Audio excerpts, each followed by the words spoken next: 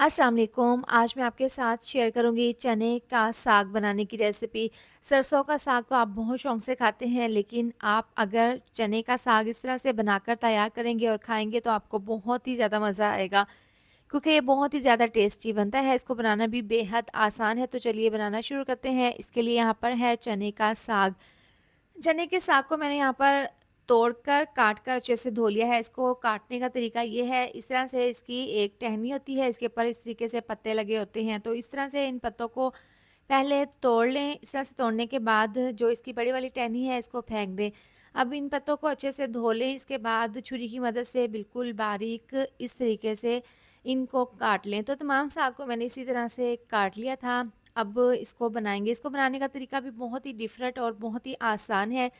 इसको पानी में नहीं, लस्सी में बनाकर तैयार किया जाता है। तो इसके लिए मैंने यहाँ पर आधा किलो दही ली है। सबसे पहले इसको डाल देंगे ग्राइंडर जग में और इसको चंद सेकंड के लिए ग्राइंड कर लेंगे। इसके बाद ये ग्राइंड की हुई दही डाल देंगे कढ़ाई में। इसके बाद इसके अंदर डाल देंगे तकरीबन 2 से 3 गिलास पानी।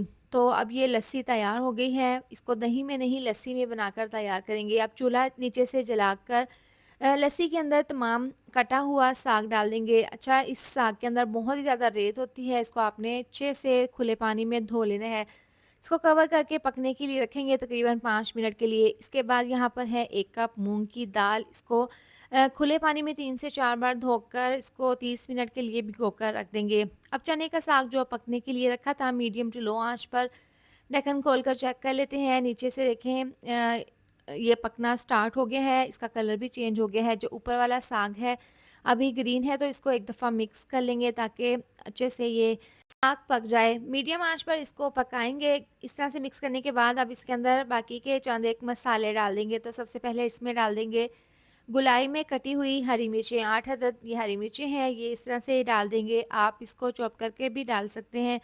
अब इसके अंदर डाल देंगे जायके के हिसाब से तकरीबन 1 से डेढ़ चम्मच कुटी हुई लाल मिर्च। इससे बहुत अच्छा सा फ्लेवर आएगा। 1 चम्मच पिसी हुई लाल मिर्च डाल देंगे। साथ ही डाल देंगे 1 चम्मच हल्दी पाउडर और 1 चम्मच इसमें डाल देंगे धनिया पाउडर। अब ये डालने के बाद 2 चम्मच इसमें नमक डाल देंगे। इस तरह से अब ये मसाले डालने के बाद इसको मिक्स कर लेंगे। मिक्स करने के बाद अब इसको कवर करके दोबारा से इसको पकने के लिए रखेंगे, ताकि तमाम मसालों का फ्लेवर साग में अच्छे से चला जाए। दरमियान में आपने इसमें चम्मच को चलाते हुए इसको ऊपर नीचे कर देना है ताकि साग अच्छे से पक जाए। तो आप मीडियम टू लो आंच पर इसको दोबारा से पकने के लिए रखेंगे। यहाँ पर इसको पूरे 15 मिनट हो गए हैं पकते हुए। अभी इसमें थोड़ा बहुत पानी है, लस्सी का पानी है ये। तो इसको एक दफ़ा मिक्स करने के बाद इस पॉइंट पर इसके अंदर मूंग की दाल शामिल कर देंगे जो हमने भिगो कर रखी थी। जब इसमें थोड़ा बहुत पानी रह जाए और 70% साग गल जाए तो आपने इस पॉइंट पर मूंग की दाल शामिल करनी है, पहले नहीं। अब इसको अच्छे से मिक्स कर लेंगे और दोबारा से कवर करके इसको पकाएंगे तकरीबन 10 से 12 मिनट के लिए, ताकि दाल अच्छे से गल जाए, साग भी अच्छे से गल जाए और इसका जो पानी है वो भी खुश्क हो जाए। तो अब इसको दाल डालने के बाद अच्छे से मिक्स कर लिया है। इसको कवर करके पकाएंगे मीडियम टू लो आंच पर। तो 12 मिनट के बाद ढक्कन खोलकर चेक कर लिया है। देखें दाल अच्छे से गल चुकी है, साग भी, और पानी इसमें थोड़ा बहुत है। तो ढक्कन खोलकर इसको मज़ीद 2 से 3 मिनट के लिए पका लेंगे ताकि इसका पानी अच्छे से ड्राई हो जाए।